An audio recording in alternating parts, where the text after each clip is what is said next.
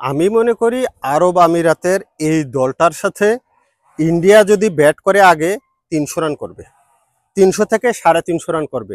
অস্ট্রেলিয়াও যদি আগে ব্যাট করে ৩০০ থেকে ৩৫০ রান করবে। ইংল্যান্ডও যদি আরব আমিরাতের বিপক্ষে আগে ব্যাট করে ৩০০ থেকে ৩৫০ রানের একটা ইনিংস দাঁড় করাবে এবং জয়ের ব্যবধান থাকবে মিনিমাম ১০০ থেকে ১৫০ রান, যেটা বাংলাদেশ করতে ব্যর্থ হয়েছে পুরোপুরি।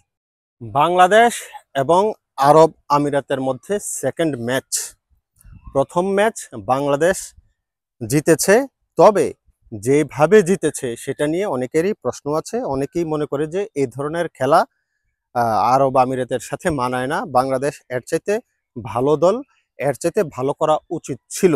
আর এরকম পারফরমেন্স যদি অস্ট্রেলিয়া, ইংল্যান্ড কিংবা ইন্ডিয়ার সাথে করে, বাংলাদেশ নির্ঘাতভাবে হারবে এবং নেক্সট যে সিরিজ আছে পাকিস্তানের সাথে, এই ধরনের খেলা খেললে বাংলাদেশ জিততে পারবে না।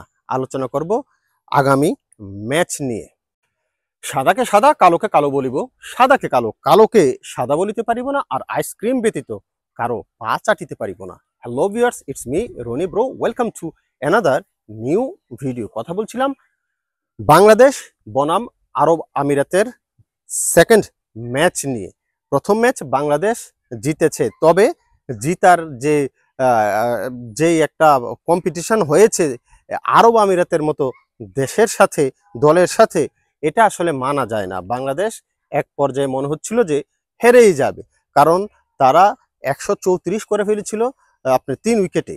তো সেইখান থেকে বাংলাদেশ ম্যাচটা হারারই কথা ছিল। ৭ ওভারে ওদের প্রয়োজন ছিল ৬৩ রান, হাতে ছিল ৭ উইকেট। সেইখান থেকে ম্যাচ আসলে কেউ হারে, এটা আসলে শুধুমাত্র এক্সপিরিয়েন্সের অভাবে আরব আমিরাত ম্যাচটা জিতে নাই।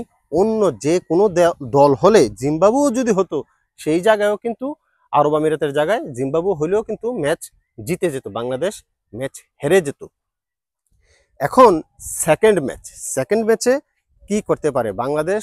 যে ধরনের ব্যাট করেছে পারভেজ হোসেন ইমন ছাড়া, আসলে লজ্জাজনক, আসলেই লজ্জাজনক। এক প্রান্তে পারভেজ হোসেন ইমন খেলে গেছে, আর অন্য প্রান্তে কোনো ব্যাটসম্যান রান করতে পারে নাই ওই রকম।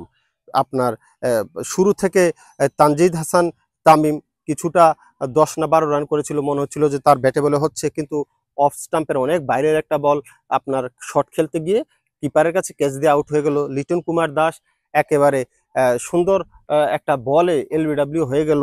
তারপরে তাহিদ হৃদয় ভালো খেলে নাই, শেখ মেহেদি ভালো খেলে নাই, জাকের আলী অনেক ভালো খেলে নাই। সব কিছু মিলিয়ে কোনো ব্যাটসম্যানে রান করতে পারে নাই কিন্তু পারভেজ হোসেন ইমন ছাড়া। এবং এখানে টিম ম্যানেজমেন্ট দেখলাম যে হাসান মাহমুদকে বসিয়ে রেখে তানভীর হোসেন সম্ভবত তার নাম, দেখলাম যে তাকে আগে আগে নামিয়ে দিল। কেন নামালো বুঝলাম না। লাস্ট ওভারে সে ব্যাটে বলে লাগাইতে পারে না। লাস্ট ওভারে যে জায়গায় টি-20তে অন্যান্য দল আপনার অন্তত ১৫-২০ রান করে ফেলে, সেই জায়গায় সে ব্যাটে বলে করতে পারেনি। একটা ওয়াইড বলে ২২ রানে ৫ রান হয়ে গেছে, না হয়তো লাস্ট ওভারে ১ রান হয়েছে। তো এনিওয়ে, এই ভুলগুলা শুধরাতে হবে। আরব আমিরাতের সাথে যদি আমরা মানে কি বলে ২০০ রান না করতে পারি, ব্যাটসম্যানরা রান না করতে পারে, বোলাররা যদি তাদেরকে ১০০ রানে অল আউট না করতে পারে, তাহলে আরব আমিরাতের সাথে আমাদের শক্তিমত্তার ব্যবধানটা আর কোথায় রইল? বাংলাদেশ আরব আমিরাতের চাইতে ভালো দল, ওমানের চাইতে ভালো দল। এখন বাংলাদেশ তাদের সাথে যে পরিমাণ ব্যবধান রেখে জয়ের দরকার ছিল, সেটা কিন্তু প্রথম ম্যাচে হয় নাই। দ্বিতীয় ম্যাচে যদি জয়ের ব্যবধান না করতে পারে, তাহলে প্রশ্ন উঠবে পাকিস্তানে গিয়ে বাংলাদেশ কি করতে পারে। এবং আমার কাছে মনে হচ্ছে যে পাকিস্তানে খুব বেশি একটা সুবিধা করতে পারবে না বাংলাদেশের এই দলটা। কারণ আপনার এখানে তাসকিন ছাড়া মোটামুটি সব বোলাররাই তো আছে। নাহিদ রানা প্রথম ম্যাচে খেলে নাই, ঠিক আছে, হয়তো সেকেন্ড ম্যাচে খেলবে, কিন্তু তাসকিন ছাড়া বোলিং লাইন আপে সবাই আছে, ব্যাটিং লাইন আপে তো সবাই আছে। ব্যাটিং তো এমন কেউ নাই যে বাদ পড়ে গেছে, তাই না? আমাদের যারা আছে এখন টি-20তে, যারা অপশন নিয়ে নিয়েছে তারা তো নিয়ে নিয়েছে, যারা আছে তাদের সবাই খেলেছে। সুতরাং আর যারা খেলেছে তাদের মোটামুটি এক্সপিরিয়েন্স যে একেবারেই নাই বলা যাবে না। এখানে অনেকেই আছে যে ৫-৭ বছর ধরে খেলছে, অনেকে আবার ১০ বছর হয়ে গেছে, তারপরও আমরা তাদেরকে ইয়াং মনে করি। এটা আসলে ঠিক না। অন্যান্য দলের ব্যাটসম্যানরা অল্প সময়ে এসে কিন্তু সেট আপ হয়ে যায় ইন্টারন্যাশনাল ম্যাচে। সেই জায়গায় বাংলাদেশ অনেক পিছিয়ে আছে। আশা করি সেকেন্ড ম্যাচে হবে কি হবে না জানি না। আশা করি সেকেন্ড ম্যাচে বাংলাদেশ বড় ব্যবধানে জয়লাভ করতে পারবে। যদি আগে ব্যাট করে 200 রানের একটা টার্গেট দিতে হবে, 200 থেকে 220, কারণ ওই রকম বলার তো না।